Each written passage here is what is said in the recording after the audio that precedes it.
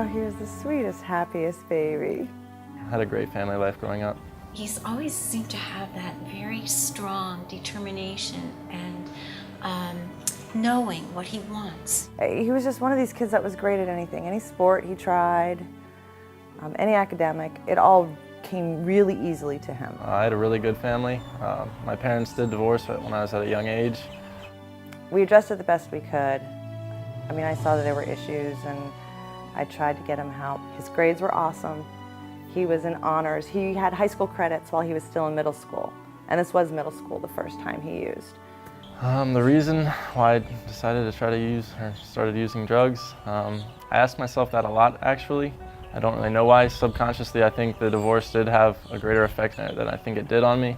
But once the family breaks, you don't know what's going to happen next. I started falling out, skipping, just sleeping through school. I maintained good grades for about a year doing that. And then junior and senior year of high school, I just kind of fell off and just didn't go, would sleep all day. And I ended up missing my whole senior year except for maybe the first 3 days, getting sent to a rehab.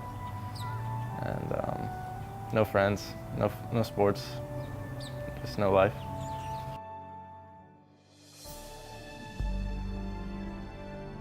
I remember I was out to dinner with friends for the first time in a long time. So he was a reprieve. And I get a call at dinner from his phone. It was in June. And it was a cop. He'd been arrested. That's when they really knew, and I didn't talk to him for a while after that. I didn't want the shame or the guilt.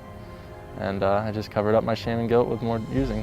You know, they'd put up with my BS for a while, and you know, they kind of knew my routine, my lies, my manipulation. He's a big boy, and he would lose control. And he knows this. There were nights that I would pull my dresser in front of the bedroom door, and I would sleep with my cell phone in one hand and the cordless in the other, and the bedroom window open.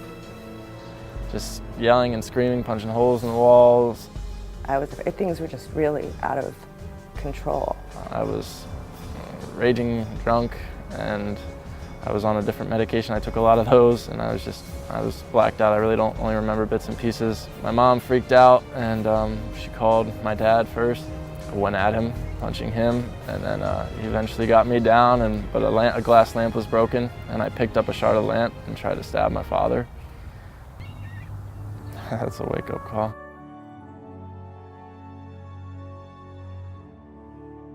My grandfather calls me up one day and says, "Would you like to have lunch with me? I'm in town." At this point, I didn't really want to get clean. I didn't want to change my life.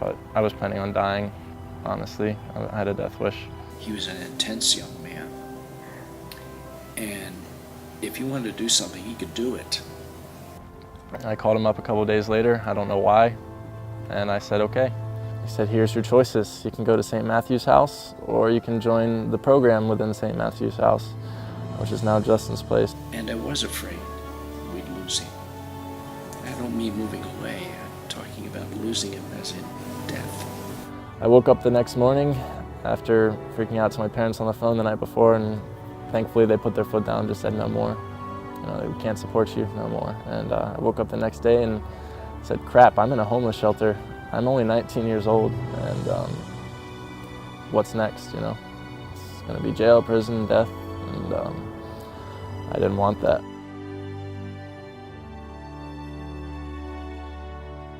The first month or two I was there, I was really not easy to get along with. I wasn't interested in the program, I just needed a place to stay. But the folks there were incredible. They didn't give up. It just finally hit me that I wanted this. I forget what it was, but I was just thinking about memories of my past, what I did to my mom, what I done to myself. And I think that's really when I just surrendered. Just my moment of surrender. And it was beautiful. I didn't care anyone was around. I was just bawling. And from that point on, I just went at it full force. If somebody had a weakness, somebody would rush in and stand in the gap. When you fall down, somebody there to pick you up. You know. St. Matthew's provided the vehicle for my son to get his life back. He works every day, hardly misses a day. He's faithful to his commitments, doesn't miss a meeting. He's always loved his mom, but there's a respect there now. He cares what she thinks. He cares how she feels. He's a whole new person. He's whole new. He's always had tremendous potential, but now he's got the character to go along with the potential. Hopefully you can see the change in me and in others that have gone through St. Matthews. We were all beat up from the streets and drugs, alcohol, any number of things, not even addiction. They cover a whole lot of ground. And just the amount of people that I've seen go through there as well. And now that I see them today, almost a year and a half later, and how well they're doing, they have their lives back and more. It's amazing. I would probably be dead right now if St. Matthews wasn't there, and I just hope that they can keep contributing to this community, and that other people take example from this, and just really carry this message, and because we're meant to love each other and love our brothers on this earth. Just as addictions and homelessness don't just affect that person, you're giving a gift that helps entire families and helps families become whole again, helps put young men back into the position to add to your community and to give back to your community.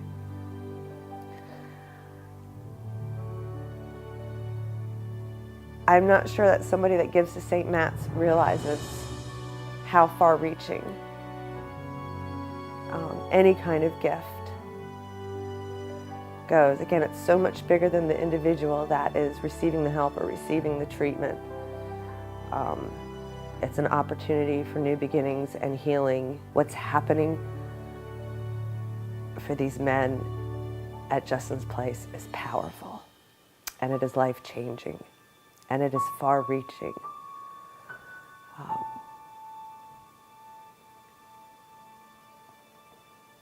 And I appreciate it. My family appreciates it.